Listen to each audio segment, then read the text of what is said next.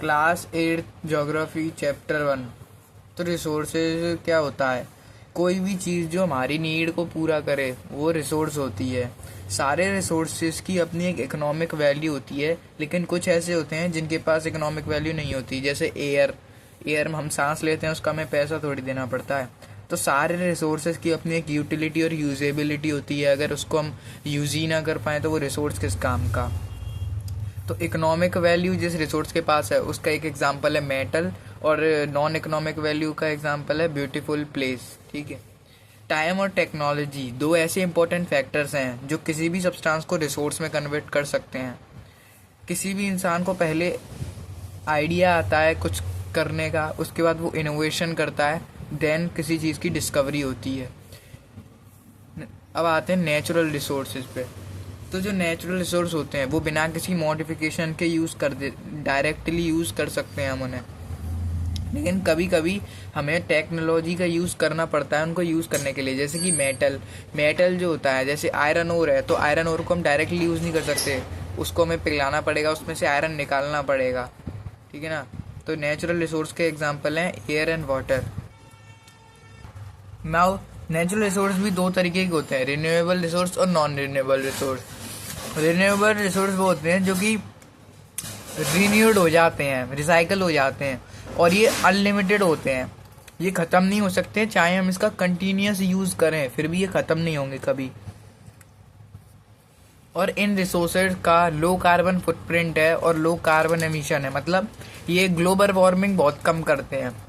इसके एग्जाम्पल्स हैं solar energy और wind energy. Next, non renewable resources. तो ये हज़ारों साल ले लेते हैं रिन्यू करने के लिए, रिसाइकल करने के लिए, और ये लिमिटेड ही होते हैं और इमीडिएटली रिप्लेस नहीं हो पाते। ये इमीडिएटली रिप्लेस हो सकता है। इसमें आ जाता है हमारा एयर हम ऑक्सीजन अंदर लेंगे और कार्बन डाइऑक्साइड निकालेंगे, तो ये इमीडिएट हो गया कि नहीं। लेकिन इसमें ऐसा नहीं होता, हज़ारों साल लग जाते हैं। इसके एग्जाम्पल हैं कोल, पेट्रोलियम और नेचुरल गैस। तो इसमें बहुत हाई कार्बन फुटप्रिंट और हाई एमिशन होता है, मतलब ग्लोबल वार्मिंग वगैरह बहुत फैलाते हैं ये। तो जो ग्रीन एनर्जी होती है वो रिन्यूएबल रिसोर्सेज से आती है। ग्रीन एनर्जी मतलब जो पॉल्यूशन वगैरह नहीं करती, ग्लोबल वार्मिंग को कम करती है। Next, human made resources. तो natural substances human made resources तब बन जाते हैं जब उनकी ओरिजिनल फॉर्म चेंज कर दी जाती है। एग्जाम्पल आयरन ओर को हम पिघला के उसमें से आयरन निकाल लेते हैं, तो वो ह्यूमन मेड रिसोर्स हो गया। अब रोड तो वैसे तो बनी हुई है, वैसे भी रोड है, पर हमने उसके ऊपर सीमेंट वगैरह डाल दिया और पक्की रोड बना दी, तो वो ह्यूमन मेड रिसोर्स हो गया। और बिल्डिंग, ठीक है, बिल्डिंग तो वैसे ह्यूमन मेड रिसोर्स होती है। कंजर्विंग रिसोर्सेज क्या होता है? रिसोर्सेज को केयरफुली यूज़ करना और उनको रिन्यू करने के लिए टाइम देना, ये होता है रिसोर्स कंजर्वेशन, मतलब हम रिसोर्स कंजर्व कर रहे हैं। सस्टेनेबल डेवलपमेंट, रिसोर्सेज को यूज़ करने की जो ज़रूरत होती है उसको बैलेंस करना और उनको फ्यूचर के लिए भी बचा के रखना। जैसे पेट्रोल है, हम पेट्रोल ज़्यादा अगर ओवर यूज़ करेंगे फालतू, तो उस वेस्ट कर रहे हैं ना, तो फ्यूचर के लिए भी बचा के रखना और एक लिमिटेड में यूज़ करना।